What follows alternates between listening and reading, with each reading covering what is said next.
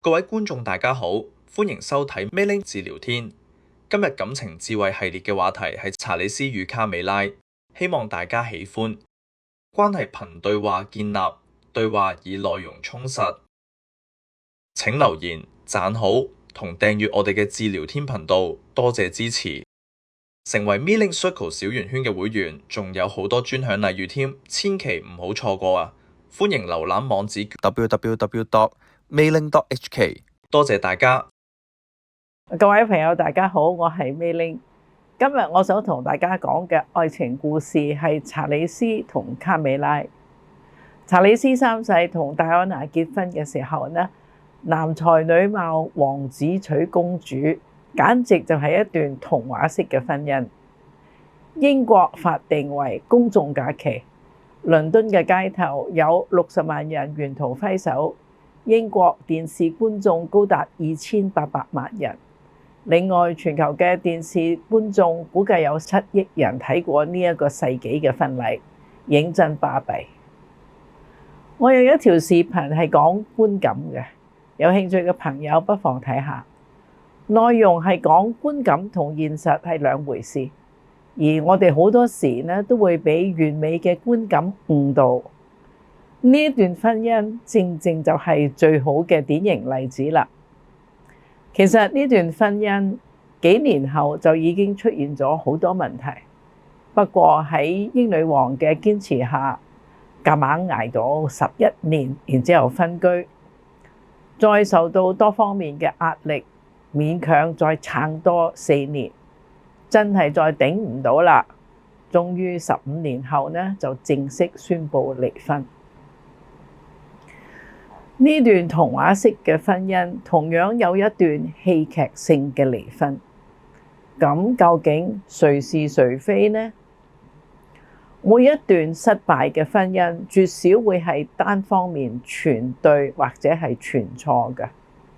首先，戴安娜為人膚淺輕佻，丈夫就博學多才，對各種學術性嘅研究有濃厚嘅興趣。兩個其實係大纜都扯唔埋。如果妻子係好學嘅，佢有好多機會去將自己增值，亦可以將佢同丈夫之間嘅分歧收窄。可惜戴妃對學術有關嘅事一般都完全冇興趣。同丈夫嗌咗交之後，戴安娜將自己嘅故事口述俾 Andrew Morton 聽，再由呢一位作者出版咗一本名叫《Diana the True Story》，即係 Diana 嘅真實故事呢一本書，將自己最私密嘅家事公諸於世。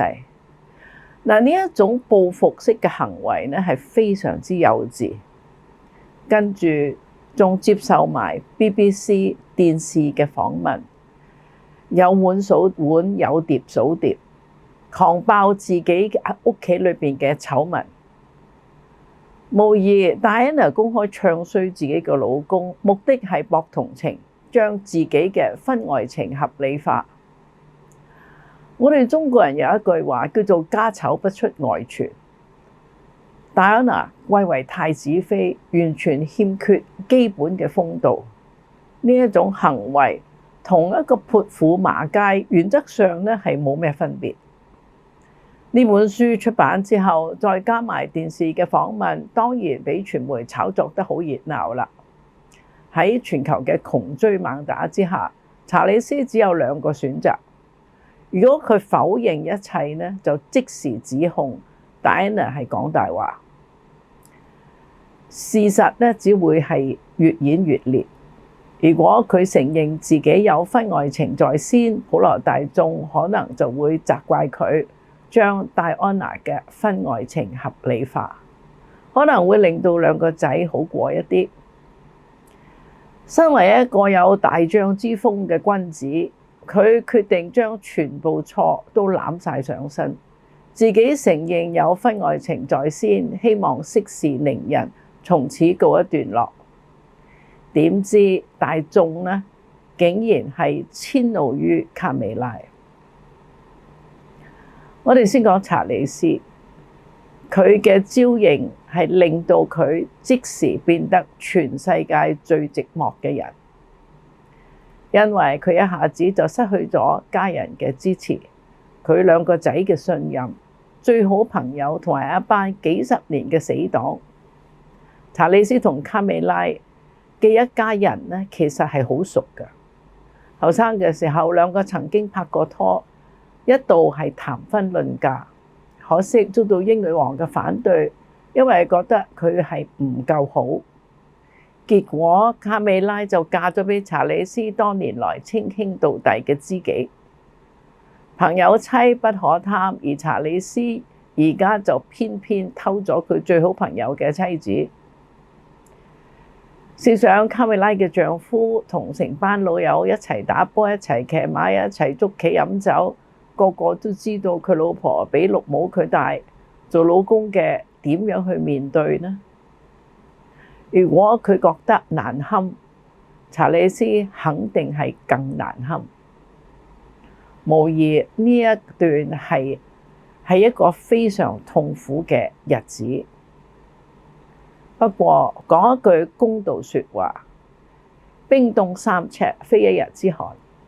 查理斯有修養，完全冇講過佢老婆半句嘅壞話，咁並唔等於戴安娜一定係啱晒。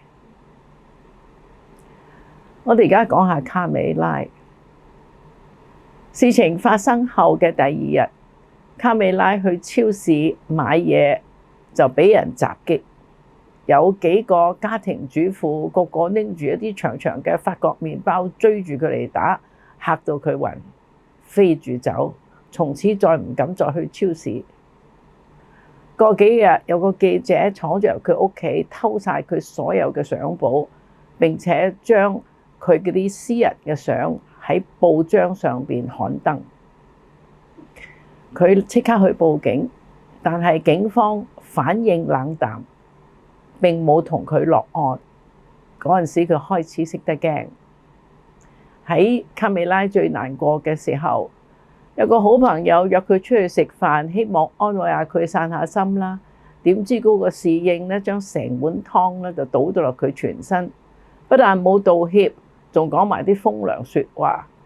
嗰個經理仲幫住個侍應，佢哋馬上起身走。離開餐廳嘅時候，竟然全場鼓掌。好多客人仲大聲叫佢：你下次唔好返嚟啦，因為呢度呢係高級嘅地方啊！咁你試想下，佢難堪嘅程度，真係非筆墨所能形容。總之，日日新鮮。民意調查之中，2/3嘅人認為，如果查理斯同卡美拉結婚呢，佢唔應該被允許承繼皇位。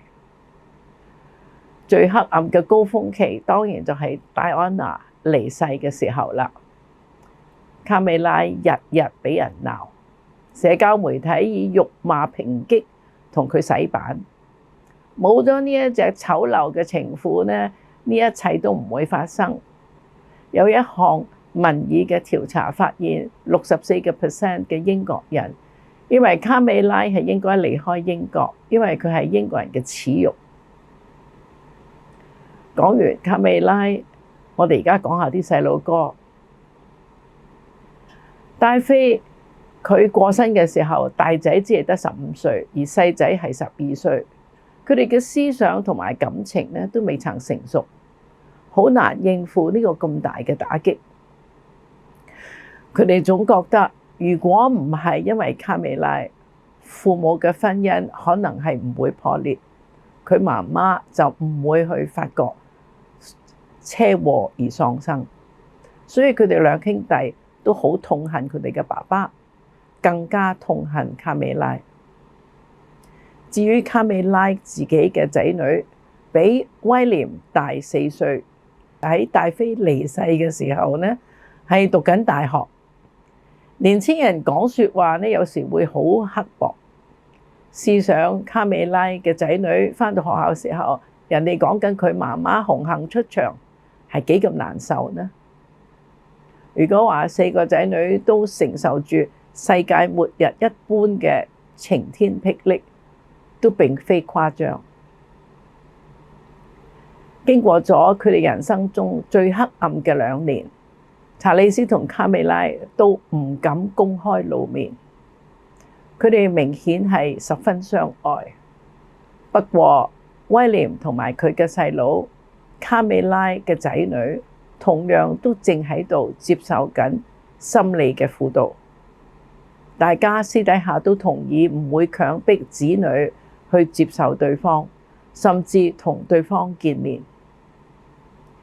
有一日，細佬哥嘅心理醫生同查理斯提議，佢話不如俾對方嘅仔女見下面啦，不過大人就唔好參加啦。查理斯同卡美拉初初都好驚，但係結果都答應。本來只係約去皇宮食午餐，結果食埋晚飯先走。冇人知道佢哋4個講過啲乜嘢，但係明顯咧係有吵鬧。威廉責怪佢哋嘅媽媽，羅娜就責怪佢哋嘅爸爸。有人聽到羅娜喺度大叫大喊，無疑呢一次係好激動嘅會面。不過可能大家首次體會到，原來對方所承受嘅傷痛同自己嘅傷痛係不相伯仲，仲可能有過之而無不及添。喺難以想像嘅情況下，佢哋4個竟然變成咗朋友。威廉同佢細佬卡美拉嘅仔女經過一段相當痛苦嘅掙扎，終於雙方都原諒咗佢哋嘅父母。喺戴安娜離世8年之後，查理斯同卡美拉正式結婚。佢哋流嘅眼淚係可以話係心裏邊流出嚟嘅，因為佢哋一家人終於可以團聚。我哋從呢一個愛情故事又學到啲乜嘢呢？呢一個故事最令人矚目嘅莫過於查理斯嘅沉默。即使佢同卡美拉飽受殘酷嘅攻擊，四面楚歌，寧願啞忍犧牲自己嘅聲譽，佢都冇將大妃不守婦道嘅淫亂行為公諸於世。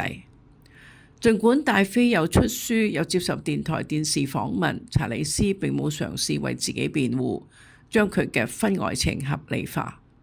呢一份氣度無疑係整個故事中最引人入勝嘅亮點。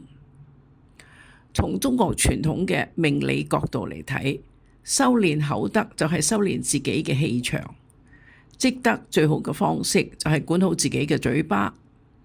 能夠堅持唔講負面嘅說話就係修行，能夠持久培養呢一種定力就係叫做禪定。命理學相信人世間嘅快樂富貴、長命百歲、平安健康等等，呢個福緣呢都係由德而生嘅。口德好，一身正氣，運勢先至會好。可能因為查理斯同卡美拉有口德，終於迎來好運啦。經過8年多嘅努力，總算係守得雲開見月明。經歷咗咁多磨難之後，終於喺親友嘅祝福之下，有情人終成眷屬，合家歡嘅大結局。希望大家喜歡呢一個故事，多謝收睇。如果大家喜歡我哋嘅視頻，復請廣傳俾你嘅朋友。我哋非常期待同小圓圈嘅會員一齊分享無比精彩嘅活動，共度美好時光。